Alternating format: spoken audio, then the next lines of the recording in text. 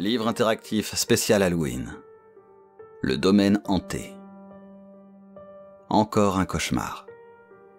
Vous avez le corps tout ruisselant de sueur, et vous reprenez votre souffle qui était sur le point de devenir un cri d'horreur. Vous en avez assez de ces nuits. Vous avez l'impression de revivre à chaque fois le même rêve, plus ou moins. Vous vous levez un peu déboussolé. Il est 6 heures du matin. Encore un nouveau jour de travail qui s'amorce. Encore ce même rituel. Vous soufflez de lassitude.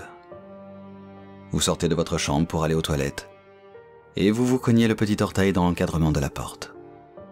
Il est des jours où rien ne va. Des jours où vous vous sentez la cible de la malchance. Comme si un dieu, un démon, une malédiction ou autre chose encore, et, bien malin saurait dire quoi, s'en prenait à vous.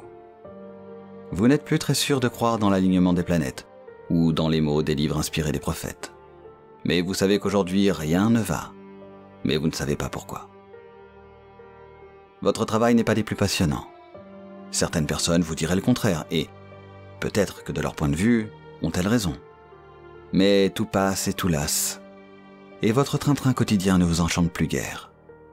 Une nouvelle fois, vous avez la désagréable sensation de revivre continuellement la même journée, ou le même cauchemar. À qui la faute ? À un patron qui croit que sa position hiérarchique lui octroie soudain des neurones en plus ? Ou à des collègues qui pourraient vous planter un couteau dans le dos pour gagner 100 balles par mois ? Et surtout, à un peu plus de pouvoir ? Ah, le pouvoir. Le monde ne semble être régi que par cela. Le pouvoir. Le pouvoir sur la nature, sur la mer, le soleil, le vent. Le pouvoir sur soi, sur les autres, sur le monde, sur la vie même. Vous êtes fatigué de tout cela. Vous êtes harassé.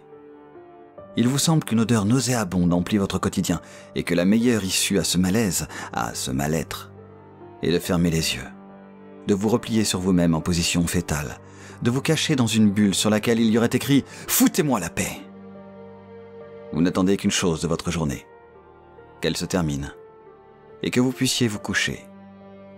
Vous rêvez de dormir. De dormir, mais sans cauchemar. De dormir d'une traite et de vous réveiller le lendemain en étant une autre personne, vous-même, mais plus sûr, plus à même de réussir tout ce que vous voulez entreprendre.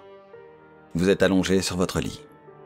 Une nouvelle journée vient de passer, pas plus différente que celle d'hier, et vous êtes dans l'attente désespérée d'une caresse de Morphée. Vous vous demandez si un jour vous pourrez sortir de ces cercles vicieux. Si toutes ces embûches sur votre route ont un sens, une raison d'être, ou si vous n'êtes pas finalement la seule personne responsable de ce qui vous arrive et de ce que vous êtes. La seule réponse qui vous parvient est une lente torpeur qui gagne vos membres doucement courts.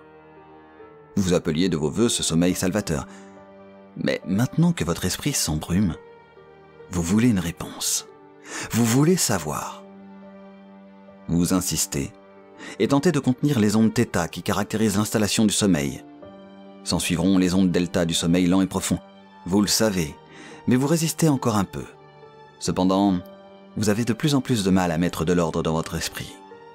Pourquoi, pensez-vous ? Pourquoi suis-je si mal ? Doucement, le sommeil vous gagne. Des images flottent dans votre esprit. Puis brusquement, vous vous réveillez.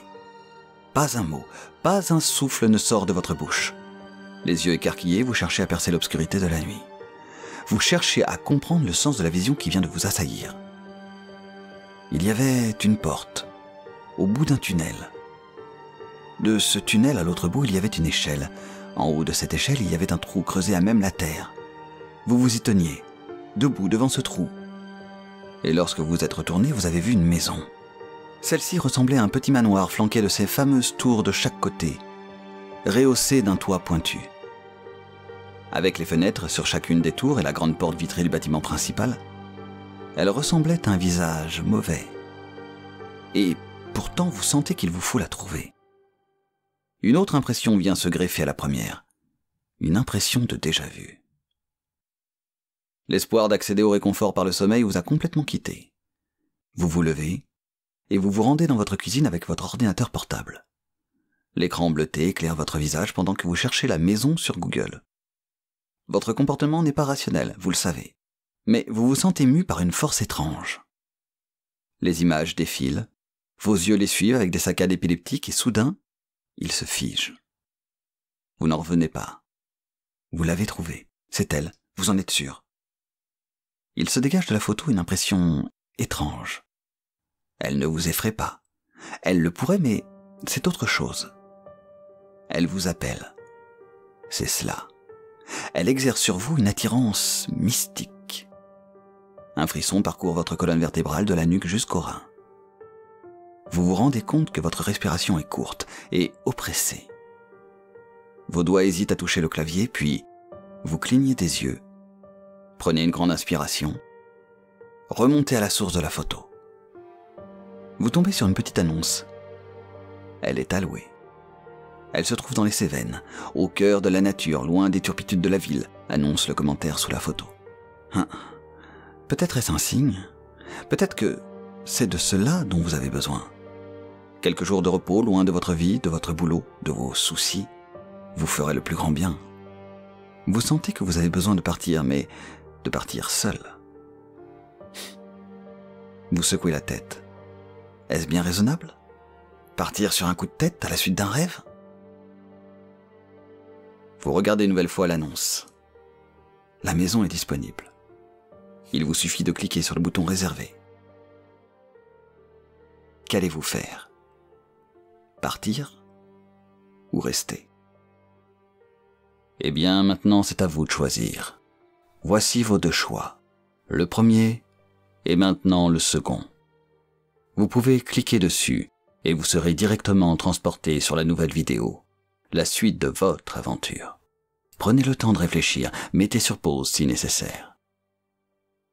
N'oubliez pas de mettre le petit pouce bleu et de vous abonner si ce n'est pas encore fait. À tout de suite.